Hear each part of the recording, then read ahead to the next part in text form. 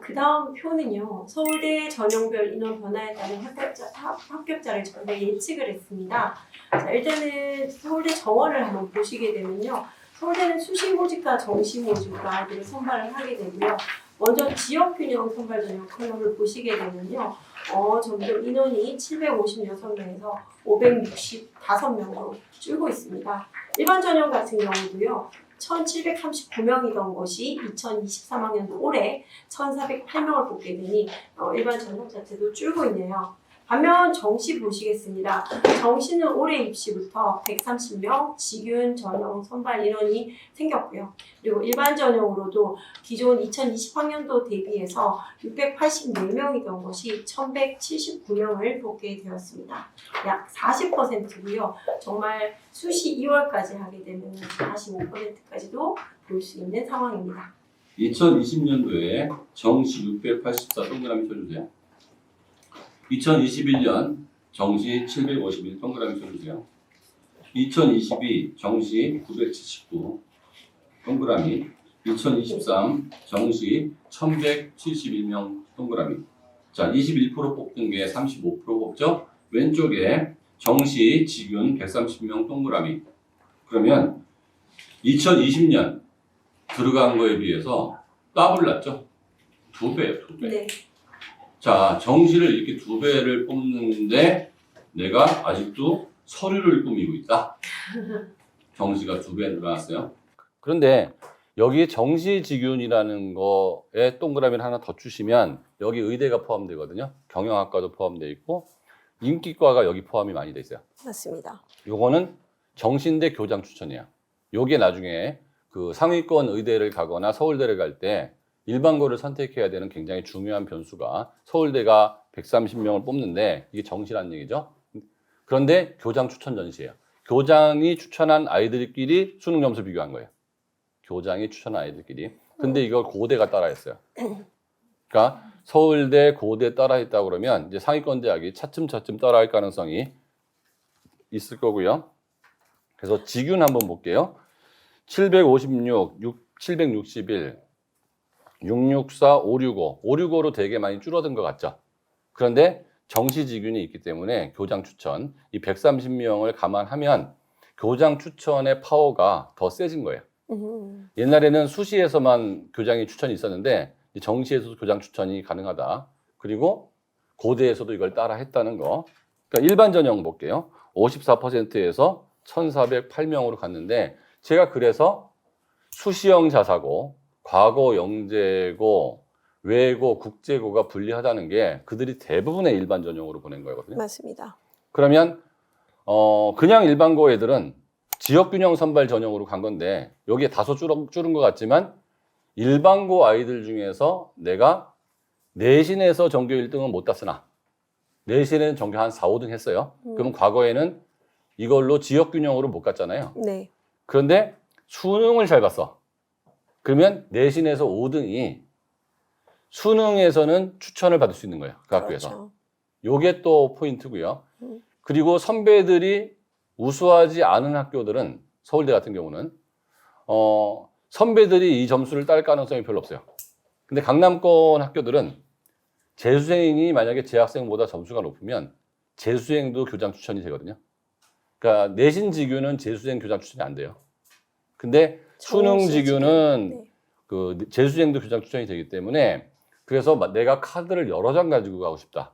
꼭 의대를 가는데 아니면 서울대에 갔는데 수시도 가고 싶고 정시 직윤도 가고 싶고 정시도 가지고 싶고 여러 카드를 갖고 가고 싶으면 일반고가 맞고 근데 나는 세게 붙어가지고 제대로 한번 공부해 보겠다. 그럼 명문고나 자사고가 맞는 거예요. 자, 이제 좀 더 재밌는 자료 한번 보겠습니다. 서울대 전형별 인원 변화에 따른 정시 합격자인지 한번 예측을 할까 합니다.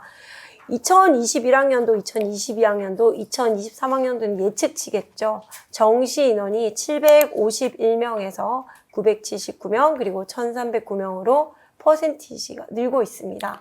여기에 정시 인원하고 그 숫자가 좀 다른 거는 수시 합격 2월까지 다 포함되고 그러기 때문에 그럼요. 그 제시된 숫자하고는 약간씩 다를 수 있으니까 그런 숫자에 너무 민감하지 마시고 큰 흐름만 보시면 될 것 같은 게 맞습니다.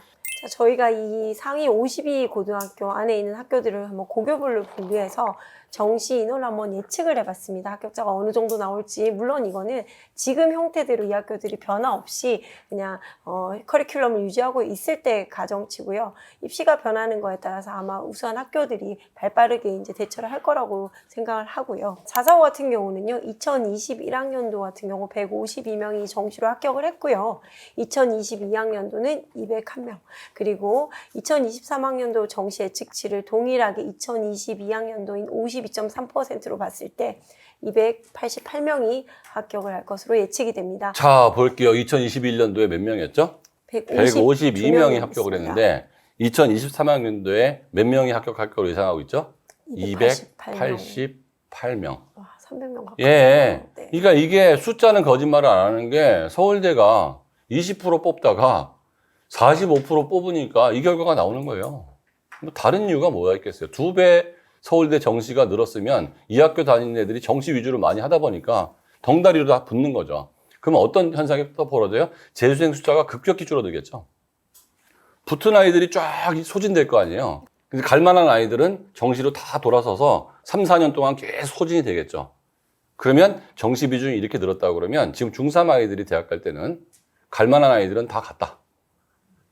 정시로. 그렇죠. 수시는 어차피 재수 못한다. 그렇죠. 그럼 여러분들은 정시로 들어갈 가능성이 재수생 비중이 명문고나 의대에서 조금씩 줄어들 가능성도 당분간 쭉 늘었다가 소진되고 나면 줄어들 가능성도 분명히 있어 보입니다.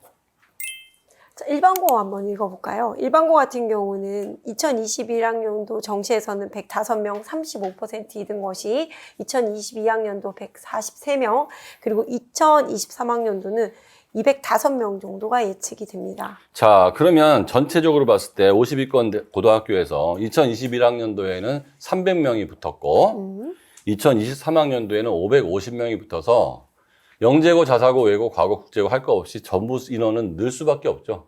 정시 인원은. 근데 그 정시를 많이 붙였던 학교들은 숫자가 많이 느는 거고 정시를 조금 붙였던 학교들은 숫자가 적게 늘었어요. 그럼 다음 페이지 넘어갈게요. 예, 영재학교 같은 경우 우리가 읽은 거 중심으로 한번 읽어보겠습니다. 영재학교 같은 경우는 2020학년도에 20명이었던 것이 2021학년도 23명, 2023학년도 예상은 40명 이렇게 동일하게 나오고요. 지역 명문고를 한번 읽어드리겠습니다. 이게 정시가 점점 늘고 있으니 학생들이 어떻게 느는지 추이를 보셔야 되고요. 200명이 든 것이 지금 209명, 그리고 2023학년도는 364명으로 예상이 됩니다. 자, 그래서 정시에서 684명 뽑던 거를 1309명으로 뽑고 향후에는 영재학교 40명서부터 이전 정도의 숫자로 예상이 되는 거죠. 네. 다음 페이지 넘어갈게요.